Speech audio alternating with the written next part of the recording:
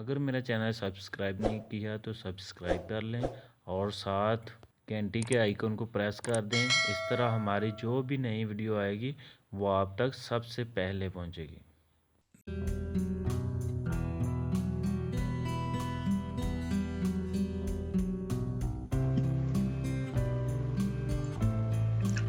जी student, मैंने आपको अपनी कोरोड्रा की स्क्रीन डिस्प्ले करवाई हुई है। आज जो हमारे पास टूल्स हैं उनमें सबसे पहले है डायमेंशन टूल। डायमेंशन टूल को हम देखेंगे जिस तरह के मैंने आपको अभी थ्योरेटिकली पढ़ाते हुए समझाया है कि डायमेंशन टूल ऐसा टूल है जिसकी मदद से हम किसी भी ऑब्जेक्ट की डायमेंशन जो है वो मेजर कर सकते हैं। यानी लेट्स से कि अगर हमने कोई रेक्टेंगल ड्रा किया हुआ है तो उसकी वर्टिकली डायमेंशन क्या बनती है, हॉरिजॉन्टली क्या बनती हैं, उसकी एंगुलर डायमेंशन क्या बनती हैं, ये सारी चीज़ें अगर हमें मेजर करनी हो तो स्केचिंग करनी हो इस चीज़ की, तो डायमेंशन टूल की मदद से हम इसको कर सकते हैं। इसके लिए क्या है कि सबसे पहले हम कोई भी शेप ड्रा कर लेते हैं। लेट्स से कि अभी मैं यहाँ से ये रेक्टेंगल टूल मैंने सेलेक्ट किया। रेक्टेंगल टूल सेलेक्ट करने के बाद यहाँ आप रेक्टेंगल ड्रा कर लेते हैं। ये रेक्टेंगल मैंने ड्रा कर लिया। अब ज़रूरत ये है कि मैं चाहता हूँ कि मुझे पता चले ये जो रेक्टेंगल मैंने ड्रा किया हुआ है इसके एजेस की डायमेंशन क्या है, यानी वर्टिकली हॉरिजॉन्टली इसकी क्या डायमेंशन है। तो उसके लिए मुझे डायमेंशन टूल को यूज़ करना होगा। ये कहाँ पे है कि यहाँ पे हम फ्री हैंड टूल के फ्लाई आउट के अंदर जाएं, ये नज बटन जो है इस पर क्लिक करें तो ये एंड पे चले जाएं। ये डायमेंशन टूल मौजूद है, इसको मैंने सेलेक्ट कर लिया। ऊपर प्रॉपर्टी बार के अंदर जाएं तो यहाँ पे इसके कुछ मूड्स हैं। सबसे पहला ऑटो डायमेंशन टूल, दूसरा है वर्टिकल डायमेंशन टूल, नेक्स्ट है जी हॉरिजॉन्टल डायमेंशन टूल, उसके बाद है जी स्लैंटेड डायमेंशन टूल यानी ये जो ऑब्लिक, उसके बाद है जी कॉल आउट टूल, उसके बाद है जी एंगुलर डायमेंशन टूल। तो इनको वन बाय वन हम देख लेते हैं। आगे जो डायमेंशन स्टाइल क्या होगा तो फ्रैक्शनल होगा, डेसिमल होगा, तो इसको हम ऐसे रहने देते हैं। अगर डेसिमल होगा तो 0 पॉइंट के बाद पॉइंट की जो पोजीशन है वो क्या होगी ये शो करता है। उसके बाद डायमेंशन यूनिट क्या रखना होगा तो इंचेस रखना होगा, सेंटीमीटर रखना होगा, बाय डिफ़ॉल्ट सेंटीमीटर आ रहा है। तो शो यूनिट्स फॉर डायमेंशन, यानी जब हम डायमेंशन लेंगे तो उसके साथ यूनिट शो होना कि नहीं शो होना। अगर शो होना है तो इस बटन को हम प्रेस कर देंगे। उसके बाद बाकी चीज़ें सरफेक्स, प्रीफेक्स, सफेक्स, प्रीफेक्स अगर कुछ ऐड करना हो तो ये चीज़ें सारी प्रॉपर्टी बार के अंदर मौजूद हैं। अच्छा, सबसे पहले तो ऑटो डायमेंशन है। ऑटो डायमेंशन होता है कि आप इसके ज़रिए अगर हॉरिजॉन्टली डायमेंशन मेजर करना चाहते हैं, लेना चाहते हैं, या वर्टिकली ये हर साइड से ये ऑटो डायमेंशन काम करेगा। लेट्स से कि यहाँ पे ये जो मेरे पास रेक्टेंगल ड्रा है इसका वर्टिकली मैं डायमेंशन करना चाहता हूँ, तो यहाँ से पहले इस पॉइंट पे मैं करूँगा क्लिक जी। इस पॉइंट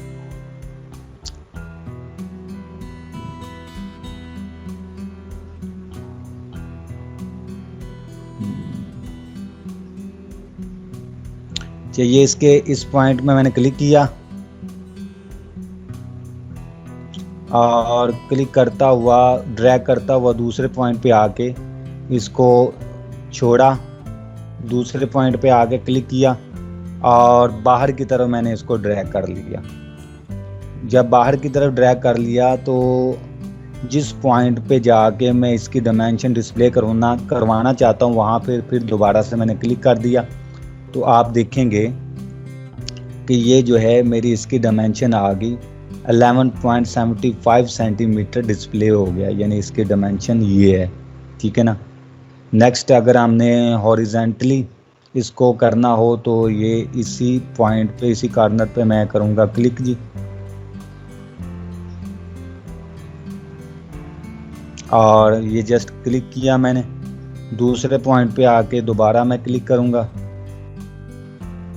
और इसको बाहर की तरफ मैं ड्रैग करूँगा, और जहाँ पे मैं इसकी डायमेंशन डिस्प्ले करवाना चाहता हूँ वहाँ पे आके मैं इसको क्लिक कर दूँगा दोबारा, तो आप देखेंगे यहाँ पे इसकी डायमेंशन शो हो गई। ठीक है ना।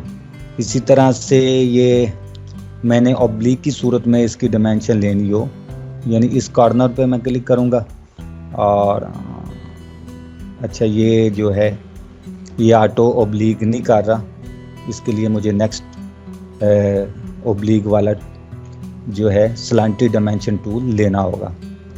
अच्छा ये दोनों डायमेंशन मैंने ली हैं सबसे पहले जो ऑटो डायमेंशन टूल से। नेक्स्ट है वर्टिकल डायमेंशन टूल, ये सिर्फ वर्टिकली मेजर करेगा। नेक्स्ट है हॉरिजेंटल डायमेंशन टूल, ये सिर्फ हॉरिजेंटली मेजर करेगा। नेक्स्ट है स्लैंटेड डायमेंशन टूल, ये स्लैंटेडली इसको मेजर करेगा। लेट्स से कि ये इस कॉर्नर से लेके, अभी मैंने स्लैंटेड डायमेंशन टूल जो है वो सिलेक्ट किया हुआ है, और मैं इस कॉर्नर से को करता हूँ क्लिक, और फिर इस कॉर्नर पे आके दोबारा क्लिक करके बाहर की तरफ ड्रैग करता हूँ, तो आप देखेंगे कि ये स्लैंटेड डायमेंशन टूल इस अंदाज में डायमेंशन ले लेता है। ठीक है ना। तो इस तरह से हम अपने ऑब्जेक्ट्स की डायमेंशन जो है वो मेजर कर सकते हैं।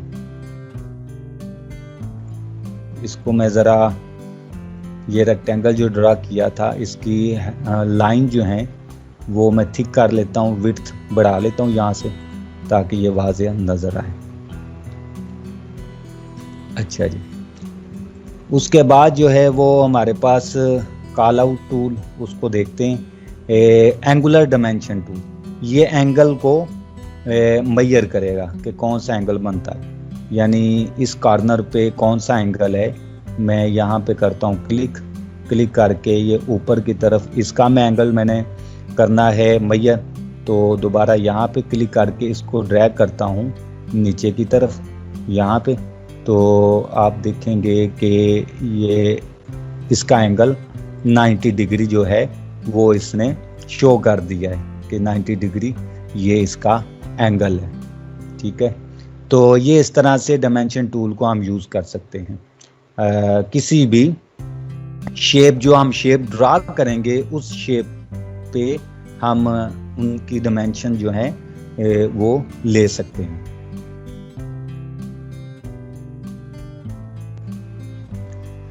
इसी तरह से हम सर्कल को देख लेते हैं। यहाँ से एलिप्स टूल मैंने लिया, एलिप्स टूल मैंने लिया और यहाँ पे एक सर्कल ड्रा कर लिया। कंट्रोल की शॉर्टकट की मैंने प्रेस की हुई है ताकि इसका रेडियस जो है वो इक्वल रहे। तो ये मैंने सर्कल ड्रा कर लिया। अब डायमेंशन टूल की मदद से हम इसकी डायमेंशन ले सकते हैं।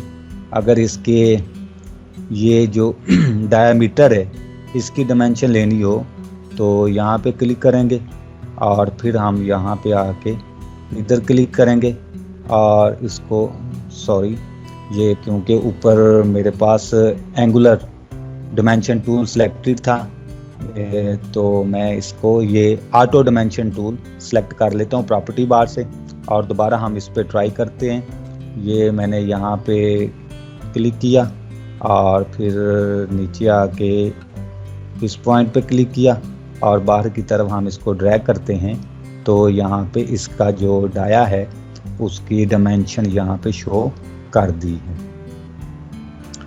तो इस तरह से हम किसी भी ऑब्जेक्ट की डायमेंशन जो है वो मेजर कर सकते हैं डायमेंशन टूल की मदद से। अच्छा जी,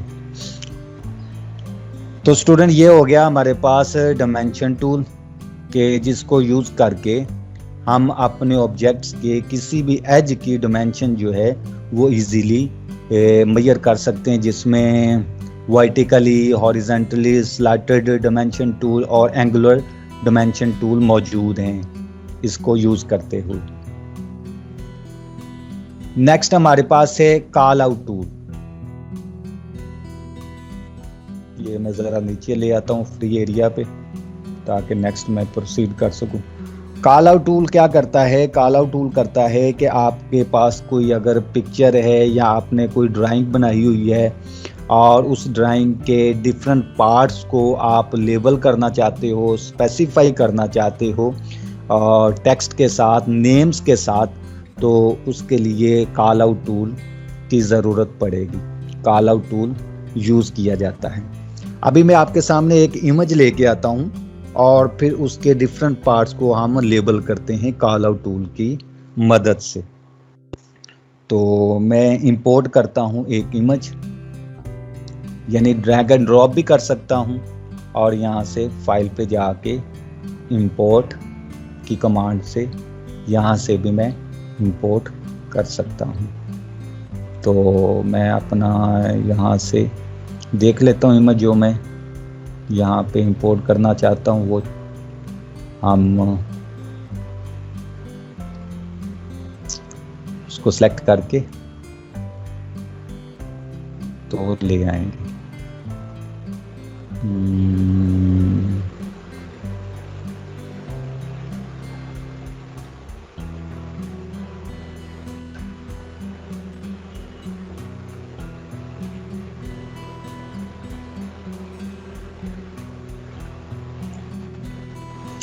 ये जी, ये वाला इमेज हम इंपोर्ट कर लेते हैं। यहाँ पे जहाँ तक मैं ड्रैग करूँगा वहाँ पे मेरा इमेज जो है वो डिस्प्ले हो जाएगा। अच्छा, ये डिफरेंट कंप्यूटर के पार्ट्स आपको नज़र आ रहे होंगे जो इमेज मैंने अभी इंपोर्ट किया है, और इन डिफरेंट पार्ट्स को हम कॉल आउट टूल की मदद से लेबल करेंगे, इनके नेम्स जो हैं वो स्पेसिफाई करेंगे।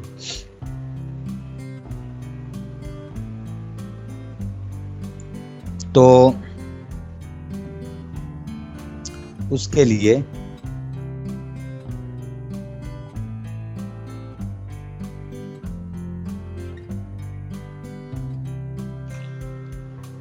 उसी तरह से डायमेंशन टूल पे जाते हैं। डायमेंशन टूल पे जाने के बाद प्रॉपर्टी बार के अंदर ये कॉल आउट टूल मौजूद है, इसको मैं कर लेता हूँ सिलेक्ट। इसको सिलेक्ट करने के बाद हम ये जो मॉनिटर है, स्क्रीन है, एलसीडी, इसको हम पहले पॉइंट आउट करते हैं। यहाँ पे मैं करता हूँ क्लिक और इसको करता हूँ ड्रैग।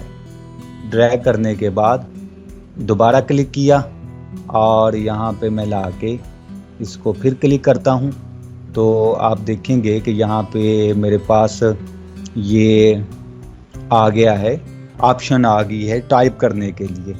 तो मैं टाइप कर देता हूँ LCD मॉनिटर। अच्छा, अगर इसका टेक्स्ट जो है इसको मज़ीद आपने फॉर्मेटिंग करनी हो तो इसको सेलेक्ट करके तो यहाँ से हम इसका फ़ॉन्ट स्टाइल भी चेंज कर सकते हैं और फ़ॉन्ट साइज़ भी चेंज कर सकते हैं। ठीक है, तो ये हो गया हमारा। अब मज़ीद हमने करना हो तो उसी तरह से ये इसको करते हैं। यहाँ से मैं ड्रैग करता हूँ, यहाँ पे क्लिक करके फिर इधर तो इसको लेबल कर देते नेम से CPU। इसी तरह से इसको करते हैं हम, यहाँ पे क्लिक करके ड्रैग करता हूँ और उसके बाद यहाँ क्लिक करके नेक्स्ट इसका सेगमेंट स्टार्ट हो जाएगा इस लाइन का। तो अगर स्ट्रेट लाइन रखनी हो तो कंट्रोल की प्रेस करनी होगी तो बिल्कुल स्ट्रेट लाइन लगेगी। तो यहाँ पे मदरबोर्ड, इसी तरह से अगर इसको करना हो इस पे क्लिक किया, यहाँ पे, और ये स्ट्रेट लाइन, इसके कीबोर्ड, और इस तरह से ये यहाँ पे क्लिक किया इधर, और ये 2 सेगमेंट्स के अंदर लाइन लगती है। रैम इसी तरह से यहाँ पे क्लिक किया इधर, और यहाँ पे माउस। तो स्टूडेंट्स इस तरह से हम जो भी हमारा डिज़ाइन हो, जो भी हमारे पास इमेज हो, बिट मैप, उसके डिफरेंट पार्ट्स को हाईलाइट करना हो, पॉइंट आउट करना हो, तो इस तरह कॉल आउट टूल की मदद से हम इनको इजीली लेबल कर सकते हैं। और ये डायमेंशन टूल के अंदर ही ऊपर प्रॉपर्टी बार के अंदर जाके हम इसको चूज करेंगे।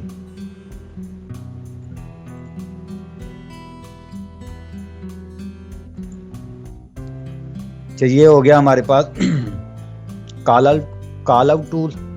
उसके बाद नेक्स्ट हमने करना है आज का हमारे लेसन के अंदर interactive connector tool. Interactive connector tool, जैसा कि पहले मैंने आपको बताया कि इंटरेक्टिव कनेक्टर टूल क्या करता है कि 2 शेप्स को आपस में कनेक्ट कर देता है। 2 शेप्स को आपस में कनेक्ट करने के लिए इंटरेक्टिव कनेक्टर टूल यूज किया जाता है। लेट्स से कि मैं अभी 2 शेप्स ड्रा कर लेता हूँ। ये मैंने यहाँ पे रेक्टेंगल ड्रा कर लिया है, और इसी तरह से एक और रेक्टेंगल मैं इधर ड्रा कर लेता हूँ। ये 2 शेप्स मैंने ड्रा कर ली हैं। अब इनको आपस में कनेक्ट कर लेते हैं हम। पहले तो ये कि इसकी मैं जो लाइंस हैं, आउटलाइन की विड्थ मैं इंक्रीज कर लेता हूँ। ये कर ली मैंने 4 पॉइंट। इसी तरह से पिक टूल की मदद से इसकी भी हम विड्थ इंक्रीज कर लेते हैं लाइंस की। अच्छा, अब इंटरेक्टिव कनेक्टर टूल की मदद से हम इनको आपस में कनेक्ट करेंगे। तो यहाँ पे हम नीचे आ जाएं, फ्री हैंड टूल के फ्लाई आउट के अंदर अगर जाएं तो ये यहाँ पे इंटरेक्टिव कनेक्टर टूल मौजूद है। हम इसको सिलेक्ट कर लेते हैं। सिलेक्ट करने के बाद ऊपर आए प्रॉपर्टी बार के अंदर, इसके 2 मोड्स हैं, 2 वेरिएशन है। पहला है एंगल्ड कनेक्टर और दूसरा है स्ट्रेट कनेक्टर। ठीक है, एंगल्ड कनेक्टर जो है वो एंगुलर कनेक्ट करेगा और स्ट्रेट जो है वो स्ट्रेट लाइन के साथ कनेक्ट करेगा। तो हम पहले ये एंगल्ड कनेक्टर जो है इसको ट्राई कर लेते हैं। ये मैंने एंगल्ड कनेक्टर यहाँ से सेलेक्ट किया और यहाँ पे आके इसको मैं करता हूँ, यहाँ पे क्लिक करके, और फिर इसके साथ यहाँ पे मैं कर देता हूँ कनेक्ट। तो ये इस लाइन के साथ कनेक्ट हो गया है। ठीक है ना। अभी ये कनेक्टिंग लाइन जो है वो सिलेक्टेड है, तो प्रॉपर्टी बार के अंदर जाके इसकी भी प्रॉपर्टी चेंज कर सकते हैं। यानी अगर हमें इसकी विड्थ बढ़ानी हो इस लाइन की तो भी बढ़ा सकते हैं। डिफरेंट स्टाइल्स के अंदर इसको चेंज करना हो तो भी कर सकते हैं। जैसे मैं अभी इसकी विड्थ 4 पॉइंट ही कर लेता हूँ और यहाँ से कोई भी स्टाइल चेंज करूँगा तो वो स्टाइल इस पे इम्प्लीमेंट हो जाएगा। अच्छा, ये एंगल्ड कनेक्टर टूल की मदद से हमने इसको किया है।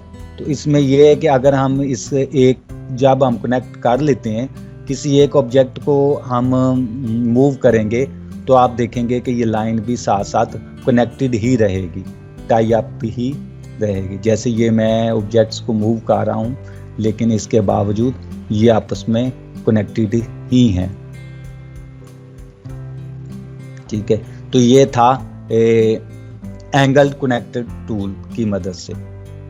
हम मज़ीद इस पे प्रैक्टिस कर लेते हैं। ये मैं ड्रा करता हूँ एक सर्कल जी, एलिप्स टूल लेके ये सर्कल ड्रा कर लिया।